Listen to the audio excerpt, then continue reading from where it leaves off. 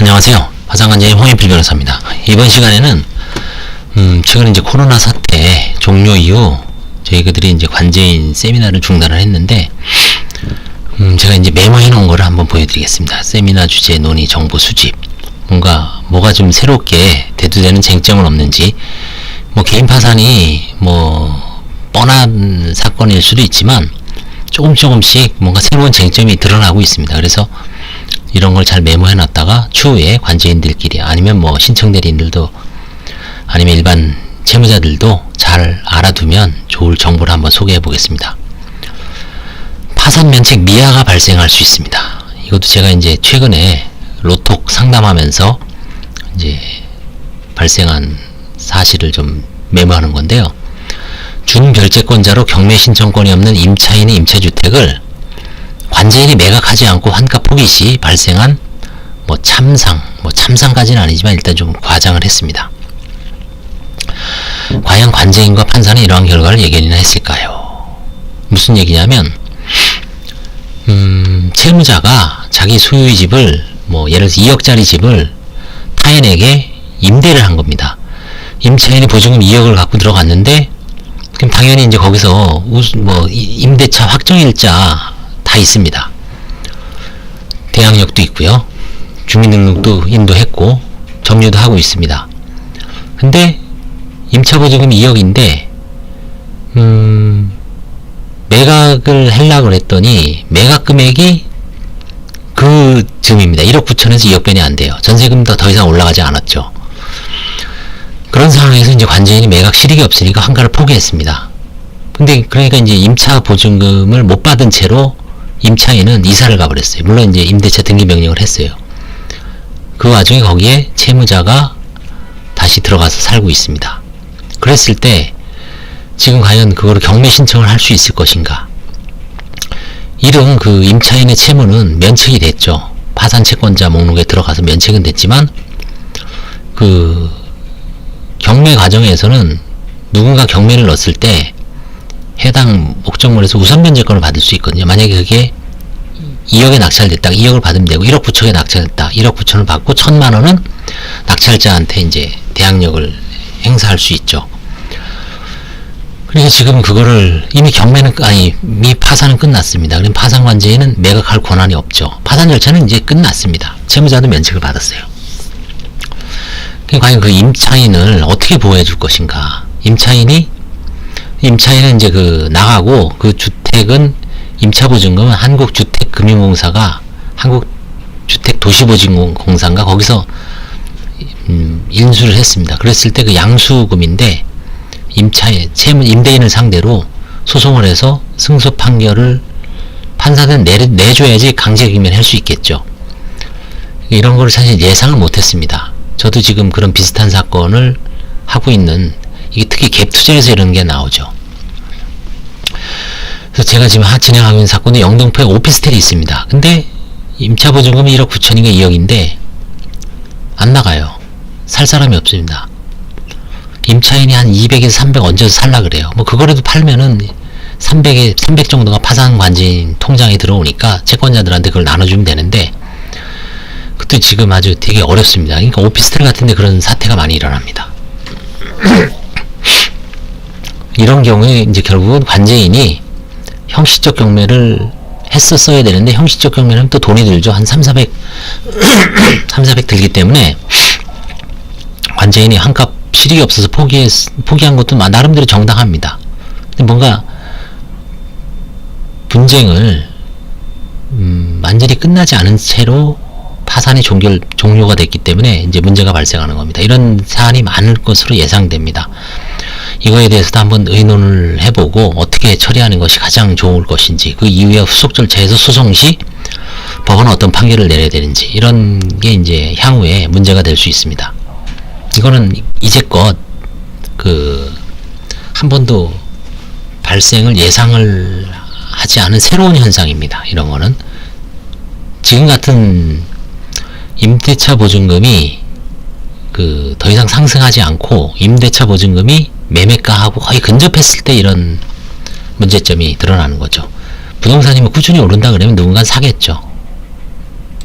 두 번째, 신탁재산에 대한 환가, 가압류와 압류 절차.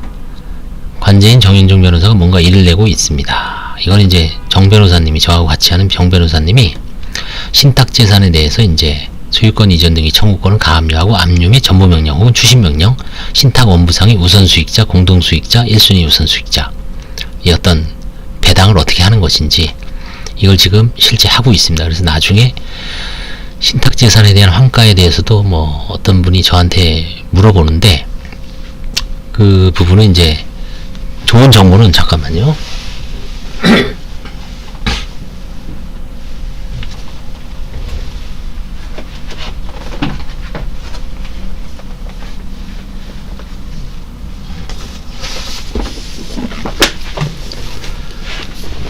서울지방변호사에 나온 제 53집이 있습니다. 정 변호사님이 알려주는데 53집에 신탁 수익권 압류 효력 범위 해서 147페이지에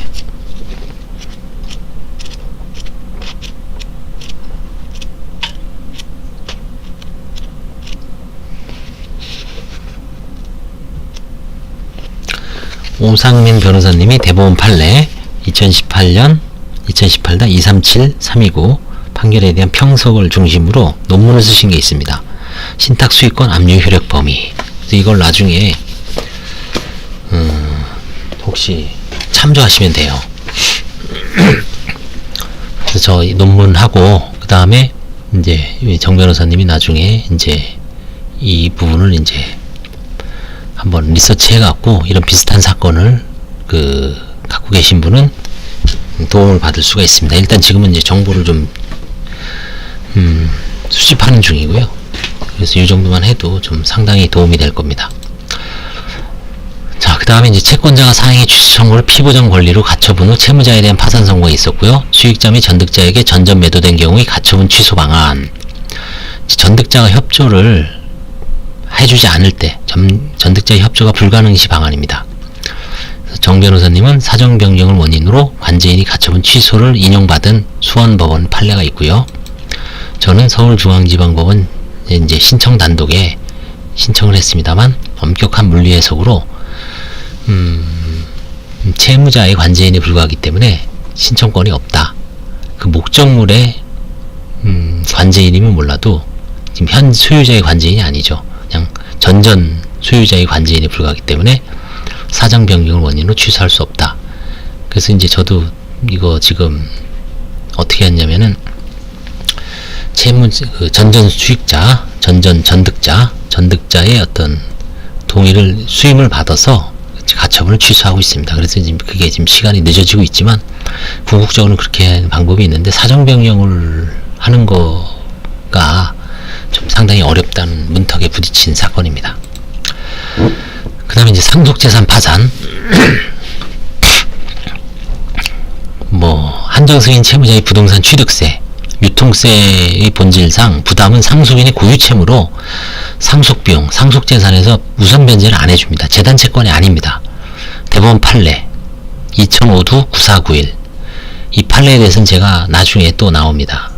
쓴 게 참 나쁜 대법원 판례라는 제목으로 좀 비틀어서 쓴 게 또 나오기 때문에 그때 좀 자세하게 한번 판례를 볼 필요가 있습니다.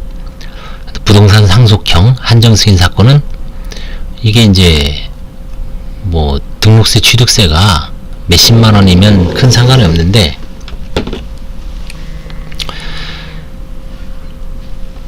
몇십만 원이면 상관없는데 몇백만 원, 몇천만 원, 몇 억이 나오는 사건도 있을 수 있습니다.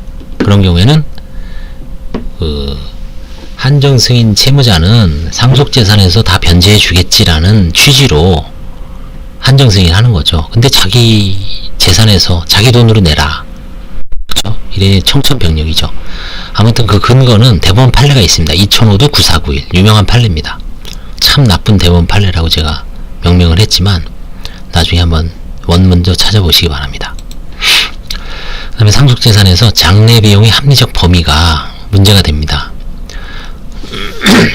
저도 이번에 상속재단을 이제 환가하는 데 있어서 돌아가신 분이 보증금 한 2천에다 예금 400, 그 다음에 이것저것 해서 한정 승인 목록에는 3,600으로 돼 있는데 실제 환가를 보증금 까이고 월세 까이고 하니까 2,800만 원을 채무자가 찾았습니다. 그래서 그거를 아들한테 줘서 이제 보관하고 있다가 제가 그걸 개원해야 된다, 토해내야 된다 하니까 2,800을 현실적으로 다 토해내기는 너무 힘들어요. 그래서 1,800만 원만 토해내게 하고 화해계약을 체결하고 1,080만 원은 장례비를 인정해 줬습니다. 관제이 뭐 재량일지 어떤지 모르지만 그래서 1,800만 원만 현실적으로 상속재산을 반환받았습니다. 그러면 그때 장례비용은 어떤 사건에서는 500만 원 인정해주고 어떤 사건에서 1,000만 원 인정하고 어떤 사건에서는 인정 안 해주고 이게 들쭉날쭉하면은 좀 문제가 되죠. 그래서 예전에 이제 가정일해 준칙에 우리가 교통사고 손해배상할 때 가정일해 준칙에 나오는 장례비는 교통사고 손해배상 소송에서는 획일적으로 뭐 150, 200, 500 이렇게 인정해줬죠. 요즘 얼마인지 모르겠어요. 제가 한 20년 전에 교통사고 손해배상 처음 연수원 나와서 했때는 그때가 150인가 가정일해 준칙상 인정되는 게 그거는 그냥 기본 공제를 해주는 거죠. 실제 1,000 들어가더라도 150배는 안 해줍니다. 그런 것처럼 뭔가 지금 가정일해 준칙상 이제 장례비 정도는 그냥 획일적으로 인정해주는 게 필요하지 않나 라는 생각이 듭니다. 제 개인적 견해입니다. 그 다음에 이제 망인의 생전행위 부인소송 케이스가 이제 증가하고 있습니다. 저도 이제 한 건 있었고 실제 한 2건 있었습니다. 특별수익은 상속의 선급이라고 보죠. 항변을 받아들여 파산재판장의 허가를 받아 취하해서 부인 청구권 전담재판부 시절에 취한 사건이 있습니다. 망인의 이제 생전 행위에 대해서 부인 소송을 과감하게 모친을 상대로 며느리가 이제 파산이 들어왔는데 며느리의 남편이 죽어서 그 배우자가 죽어서 상속재산 파산을 한 행위입니다. 근데 망인이 죽기 전에 망인의 아버지가 돌아가시면서 망인이 모친 명의로 단독 상속재산 협의 분할이 있었습니다. 근데 그거는 죽기 전의 행위죠. 그래서 그거를 부인할 수가 있습니다. 그래서 소송을 제기했더니 부인 청구를 제기했더니 저쪽이 이제 항변이 이미 사업을 하느라고 그 상속분 이상의 돈을 가져간 겁니다. 그래서 그걸 받아들여 제가 취하를 했습니다. 법원의 허가를 받아서. 근데 만약에 그런 케이스가 아니라 망인이 죽기 전에 임대차 보증을 바꿔놓는 경우도 있죠. 1억을 싹 이제 계약을 새로 해서 배우자 명의로 바꿔놓고, 그 망인의 채권자는 잘 모르죠. 죽고 나서 이제 한정 승인하고 관제인 조사 과정에서 밝혀지는 경우가 있습니다. 그 다음에 부동산을 매각해서 뭐 임대차로 바꿔놓는다든지, 그 다음에 어떤 특정한 배우자나 자녀한테 뭐 거액을 도와준다든지, 채권자들한테는 빚을 안 갚으면서 그 다 부인 소송 대상이 될 수 있죠. 이런 행위가 늘어나고 있습니다. 이럴 때 과연 상속재산 파산을 해야 되느냐, 아니면 그냥 민법상 임의 변제를 해야 되느냐, 그건 나중에 또 제가 나오죠. 이런 케이스에 대해서 어떻게 해야 될 것인가, 그런 부분은 이제 앞으로 좀 문제가 될 수 있을 것 같습니다. 여기 있죠. 그 다음에 민법의 한정승인 변제 절차에서 부동산과 차량은 경매 절차에 의한다고 규정하고 있는데, 보다 간이한 임의한가와 하해는 과연 불가능한 것인가? 민법에서는 무조건 경매 절차에 의하지 않으면 이게 불법인가? 좀 문제가 있죠. 뭐 이거를 효력 규정이 아니라 그냥 임의 규정으로 봐서 다른 임의한가나 화해로 인해서 채권자들이 이익을 해하지 않는 한 쉽게 환가를 하는 것도 가능하다라고 저는 보는데, 뭐 모르겠습니다. 개인적 견해입니다. 그 다음에 이제 예납비용의 재단 채권성, 채권자 신청형, 준채무자 신청형 모두 상속재산 파산의 예납비용은 재단 채권입니다.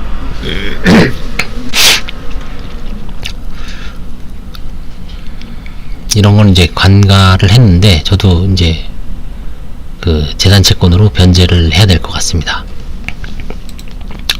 그 다음에 이제 상속재산 파산에서는 압류금지 및 면제재산 규정이 적용이 안 된다는 게 이제 통설입니다. 근데 간혹 상속재산 파산을 한 채무자 중에 그 채무자 중에 망인과 같이 어렵게 사신 분이 있습니다. 보증금이 한 2, 3천, 면제재산범위죠. 수도권은 3,700까지니까. 그런 경우에 망인의 재산이었죠. 그거는.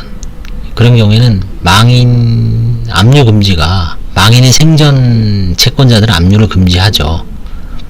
그 다음에 이제 면제재산으로 신청을 해도 법원에서 받아주지 않죠. 그래서 이 두 가지가 다 적용 안 된다는 게 통설입니다.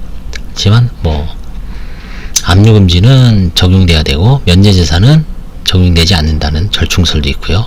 아무튼 이것 때문에 좀 망의 그 동거인이 어려운 처지에 처하는 경우이기 때문에 주의해야 됩니다. 그 다음에 이제 법 566조에 의하면 중과실에 기한 생명, 신체 손해배상 청구권은 비면책 채권을 규정하고 있는데, 배우자의 과거 10년 전에 이제 음주 뺑소니에 대해서 보험회사로부터 이제 수억 원의 청구를 당하신 분이 미처 상속 포기를 못하고 혹은 한정 승인을 못하고 단순 승인했을 때 채무자 본인이 파산 면책에서 면책이 가능할까? 이게 이제 대립이 있을 수 있습니다. 승계설, 비면책 채권 성질 그대로 승계한다.